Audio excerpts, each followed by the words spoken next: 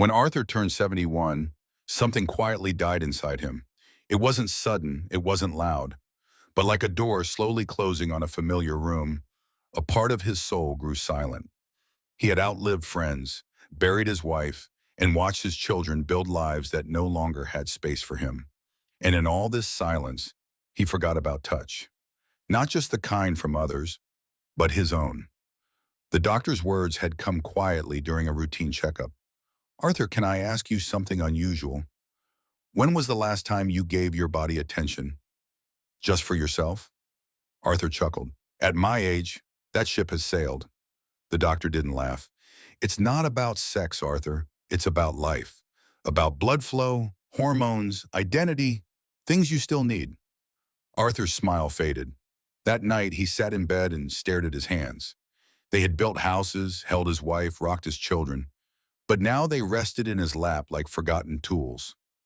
Lifeless, idle. What most people don't realize is that the body never stops needing attention, especially from ourselves. Touch is medicine, and when ignored, the body responds.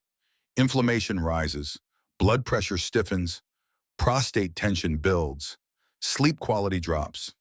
Depression slides in like a winter chill under an old door. Yet so many older men like Arthur have learned to treat self-pleasure as shameful, a childish habit, something to leave behind. But what they're really leaving behind is vitality. Studies from the Journal of Sexual Medicine and Harvard Health alike confirm it. Regular self-stimulation in older age supports prostate health, balances hormones, improves sleep, and even protects the heart. Not just from a physical perspective, but emotionally. It's a quiet reclaiming of self. It's not about lust. It's about circulation. It's not about fantasy. It's about function. Arthur didn't know any of this. No one ever told him that ignoring his own desire would make his body feel colder, slower, duller. That by disconnecting from himself, he would slowly unroot the tree from which his joy once grew. We call it the vital touch circuit, a name doctors rarely use, but one that matters. It's the system where sensual engagement triggers physical benefits, improved blood circulation, dopamine release, reduction in stress hormones, better pelvic health. And the cost of shutting it down? Quiet suffering, the kind that creeps into joints and hides in hospital visits.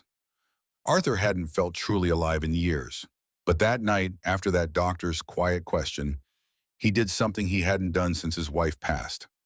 Not out of lust, but longing for self-return. The next morning, he felt lighter, more alert, as if something deep within had been reawakened, not sexually, but cellularly, like his body whispered, "Thank you." So ask yourself, when did you stop touching your own story? When did you let guilt choke the roots of your joy? So many older adults silently endure this slow erosion of self, but no one has to. What if reclaiming your health started with one brave act of love toward yourself? Subscribe now for stories that restore your strength, dignity, and connection to the life still burning inside you. Arthur's hands trembled, not from weakness, but from unfamiliarity. He wasn't sure if what he had done the night before was silly or sacred. All he knew was that, for the first time in years, he felt present in his own body. He poured his tea slower that morning, watched the steam rise as if it carried whispers from the past. His breath matched it, slower, deeper. There was something soft unfolding inside him. The doctor's words echoed again. "You're not dead yet, Arthur, and your body is still listening." But Arthur wasn't alone in this silence. Across the world, millions of men over 65 suffer in quiet denial. Their bodies ache, their sleep breaks, their memories slip, not only from age, but from disconnection, disuse, disregard. No one told them that oxytocin, the hormone of connection, still flows during self-pleasure, that dopamine still wakes the mind, that circulation to the pelvic floor keeps nerves alive, keeps the bladder strong, keeps intimacy possible, even without a partner. That's why we call it the golden flow reflex, a simple practice of conscious, respectful self-touch that improves not just mood, but muscle tone, bladder control, and even cognitive clarity. When an elder stops engaging with their own sensuality, the nervous system notices. Blood doesn't reach the same places. Muscles go rigid. Prostate fluids stagnate. That gentle daily ritual, ignored, becomes a forgotten valve, rusting quietly beneath the surface. This isn't about trying to be young again. It's about not surrendering the most essential human connection, the one between you and your own sense of being alive. Arthur had spent years mourning his wife, but what he hadn't realized was that in mourning her, he had slowly buried his own needs too. Grief wrapped around his heart like vines, choking not just his sorrow, but his softness. When he closed his eyes now, he didn't picture her. He pictured breath, warmth, the soft drum of his own heartbeat. That morning he walked to the park with his coat loose, the breeze brushing against his collarbone. Something about the sunlight felt more vivid. And when the young woman at the cafe handed him his drink with a smile, he smiled back without effort. Something had changed. Touch, real, kind, curious touch, wakes up more than skin. It reclaims dignity. It restores breath to the forgotten halls of our body. You don't need to be young to feel pleasure. You need to be willing. You don't need to perform for anyone else. You need to return to the part of you that knows you're still worthy of sensation. The research is clear. Older adults who engage in regular self-pleasure report better emotional stability, fewer urinary tract infections, stronger sleep cycles, and even improved memory function. But no one talks about it, because shame has built walls where honesty should live. Arthur had built those walls brick by brick. Religion, grief, silence, age. But one question from his doctor cracked it open. And what poured out was not lust, but longing. Not desire, but dignity. This is your body's way of saying, I'm still here, I still matter, I still remember how to feel. So what will you do with that voice? Ignore it? Or finally listen? How many more years will you spend being a stranger to the very body that carried you this far? Because in the end, it's not death we fear most. It's dying without ever having returned home to ourselves. Arthur began to notice things. His body wasn't younger, but it had come alive. His spine didn't ache the same. The heaviness behind his eyes, that dull blanket of fatigue, began to lift. Even the usual stiffness in his fingers seemed to release by mid-morning. The doctor hadn't prescribed a pill. He hadn't offered surgery. All he'd given Arthur was a window, a mirror, into a part of himself he had abandoned. A part so intimate and unspoken that returning to it felt like unlocking a room in an old home, long sealed and thick with dust.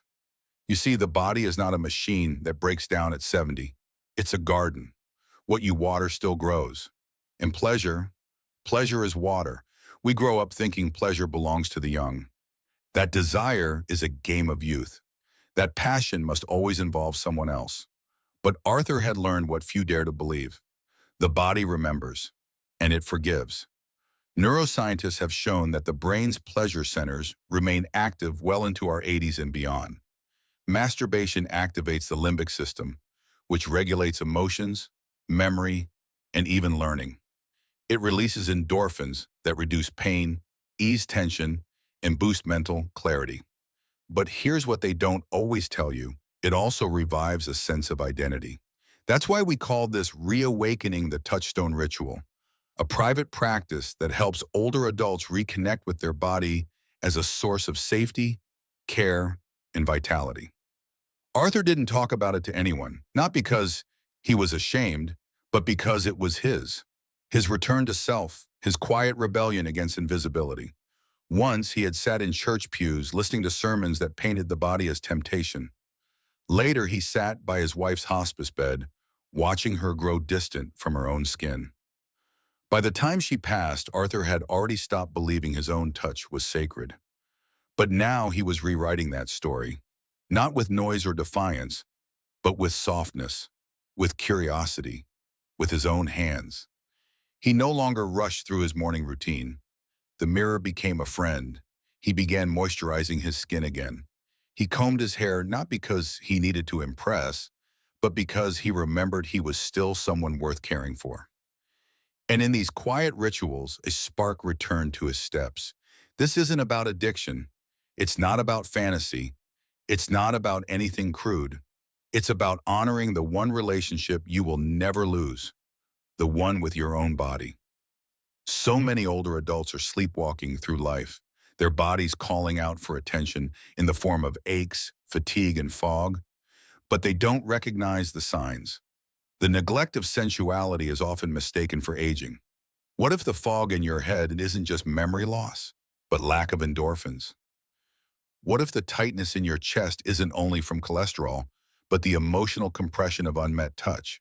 What if your heart, your skin, your nerves are all just waiting for you to come home? Arthur didn't need a lover. He didn't need a new prescription.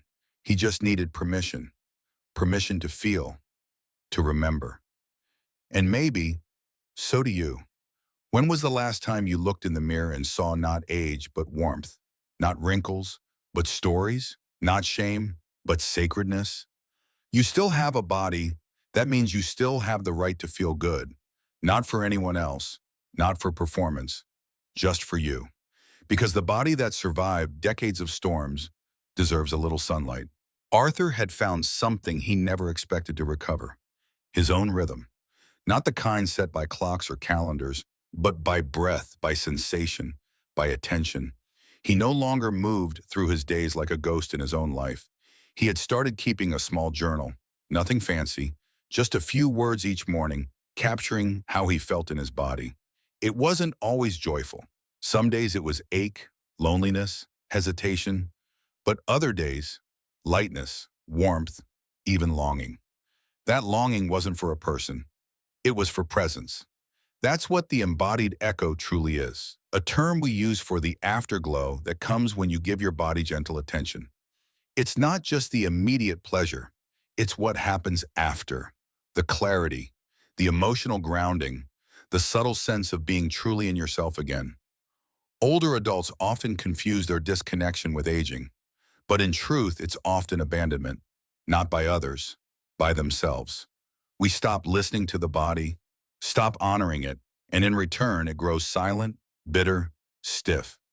Arthur's doctor had shared stories of patients whose blood pressure lowered after reclaiming sensual rituals, of men who found relief from chronic pelvic pain through regular stimulation, of women who, through mindful touch, experienced less dryness, fewer urinary issues, and even renewed sleep cycles. Masturbation in old age isn't a joke. It's therapy. It's immune support. It's hormone balance. It's vascular health. It's memory and mood maintenance. But more than anything, it's self-respect. Think of it like brushing your teeth. You don't brush to impress anyone. You do it because your health matters, because staying clean matters, because you matter. Arthur had begun doing something new, running warm baths with scented oils. Lavender, sometimes eucalyptus. He'd soak in silence, let the warmth fill his joints, let his body feel like it belonged to him again. He called it his return hour, an evening ritual where he simply came back to himself. No shame, no apology, just peace. And this peace had ripples. He smiled more, slept deeper, woke easier. Even the heaviness in his chest, that constant background ache, began to dissolve. You don't need youth to feel wholeness. You need permission. Permission to be warm, to be curious, to touch the very skin that has carried you through heartbreak and history. Some will scoff at this, call it foolish, indulgent. But these are often the same people who have forgotten how to cry, how to laugh, how to breathe without armor. Arthur had been one of them, a man made of duty, grief, restraint. But now he was learning softness again. And that softness was not weakness, it was medicine. So if you've been walking through life with your body as an afterthought, hear this now.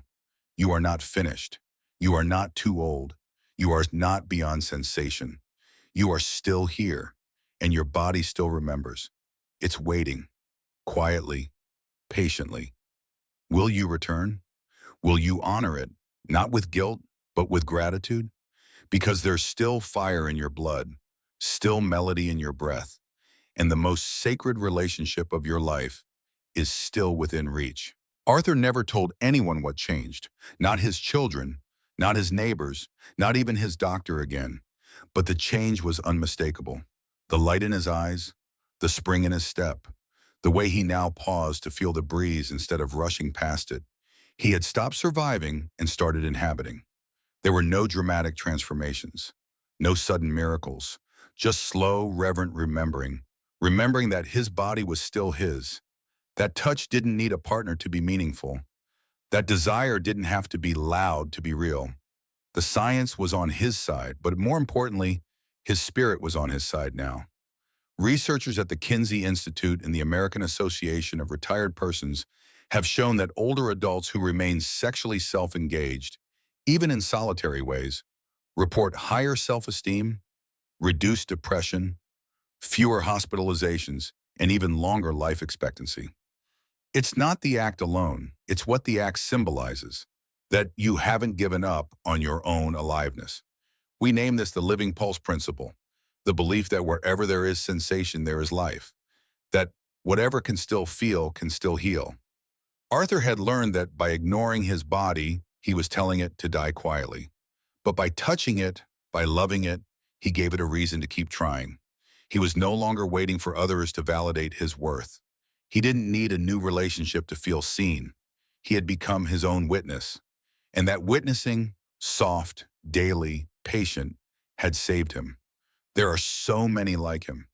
Elderly men and women who shrink in shame, retreat from their own skin, live as ghosts in houses filled with memories but no warmth. Their bodies ache not from age alone, but from lack of affection. Touch is not sin, it is survival. Self-pleasure is not dirty, it is divine. You can call it many things: self-care, sensual wellness, embodied mindfulness. But at its core, it's a lifeline. And perhaps the most radical thing an older adult can do is simply return. Return to their own skin. Return to their own breath. Return to the gentle fire within. You don't need to shout it. You don't need to confess it. You don't need to prove anything. But your body is calling, softly, steadily, waiting. And whether you are 60 or 90, whether you feel broken or numb, whether you've lost your partner or never had one, it doesn't matter. There is still warmth in you. There is still wisdom in your fingertips. There is still a home behind your ribs, waiting to be lit. So will you answer? Will you reclaim the one thing no one else can give you? Will you touch the life that's still yours? Because in this world that often forgets the elderly, you can still remember yourself. And maybe that remembering is the beginning of everything.